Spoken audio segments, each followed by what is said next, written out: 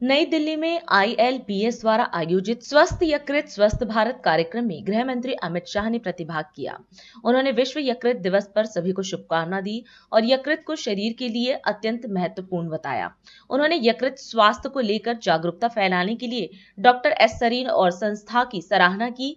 साथ ही प्रधानमंत्री मोदी के 2047 तक विकसित भारत के संकल्प को भी दोहराया। आज के कार्यक्रम में आए हुए सभी गणमान्य अतिथिगण, इंस्टीट्यूट से जुड़े हुए फैकल्टीज और विद्यार्थी, सभी को मैं इस कार्यक्रम के माध्यम से विश्व यकृत दिन की बहुत बहुत शुभकामनाएं देना चाहता हूं। मित्रों, आज विश्व यकृत दिन है।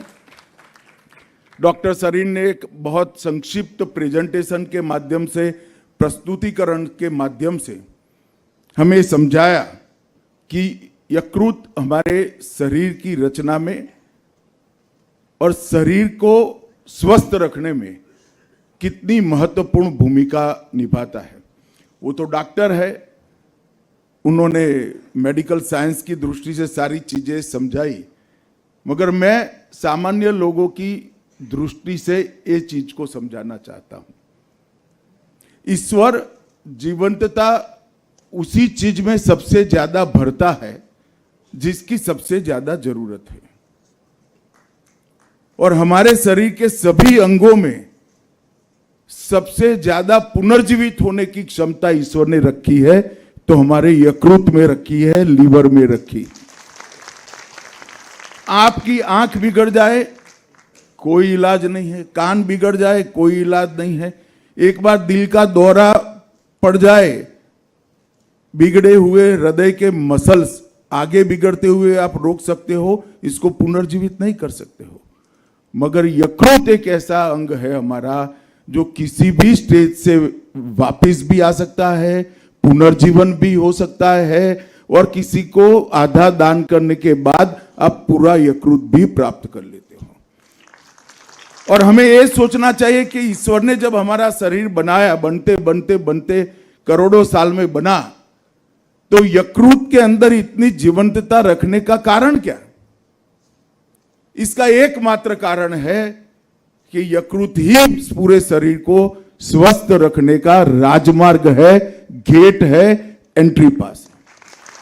और इसीलिए आज विश्व यकृत दिन पर भारत भर की जनता को अपने यकृत के प्रति सजग होना, प्रयत्नशील होना और पूरी जानकारी के साथ छोटी छोटी चिंताएं कर कर यकृत को स्वस्थ रखने का संकल्प करना है।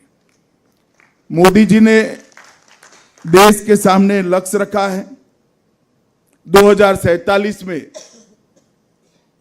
विकसित भारत की रचना करना, जो हर क्षेत्र में आत्मनिर्भर हो और हर क्षेत्र में विश्व का नेतृत्व करता हो। मगर विकसित भारत की संकल्पना बीमारों की फौज के साथ नहीं हो सकती। इसके लिए बहुत जरूरी है कि हर नागरिक को स्वस्थ रहना चाहिए। लीवर इंस्टीट्यूट द्वारा, ILBS द्वारा हील्ड परियोजना का शुभारंभ हुआ है, और मुझे विश्वास है कि ये अभिनव पहल यकृत की स्वास्थ्य के प्रति देश भर में जागरूकता फैलाने में बहुत सफल हो। और लीवर के लिए काम करने वाले 3 लीवर चैंपियन को भी यहां पर सम्मानित किया गया। ये भी एक बहुत शुभ निष्ठा है।